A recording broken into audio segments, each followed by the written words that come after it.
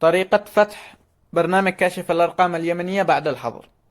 طبعا في الفترة الأخيرة تم حظر برنامج كاشف الأرقام اليمنية نهائيا من الاستخدام. ما حد عاد يقدر يفتح كاشف الأرقام اليمنية أو تبحث يطلع لك نتائج. إما تطلع لك رسالة غير قادر على الاتصال بالسيرفر أو غير قادر على الاتصال بالإنترنت، وهكذا.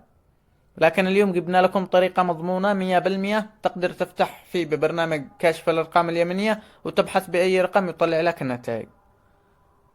تعالوا أول حاجة نبدأ نفتح كاشف الأرقام اليمنية.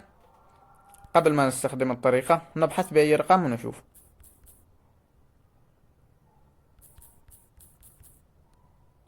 طبعا أنا بحثت برقمي، شوف يقول غير قادر على الاتصال بالإنترنت.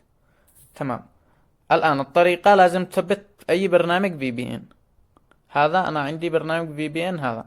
تفتح برنامج الفي بي إن، أي برنامج في بي إن طبيعي عندك بالتلفون، أو تحمل برنامج في بي إن جديد.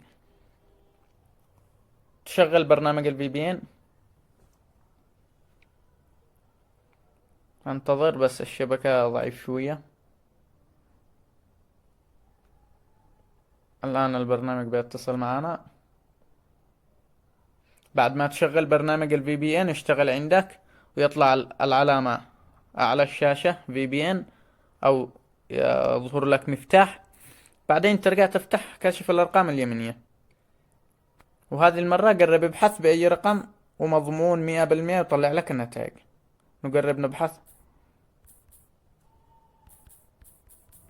طبعا أنا بحثت برقمي ونشوف.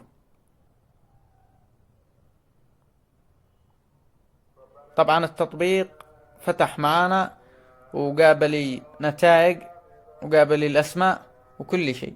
يعني الآن البرنامج ما بتقدرش تستخدمه إلا إذا أنت فاتح برنامج في بي إن. من غير في بي إن ما تقدرش تدخله. بالأخير، إذا عجبك الفيديو واشتغل عندك البرنامج لا تنسى الاشتراك بالقناة وعمل إعجاب لهذا الفيديو.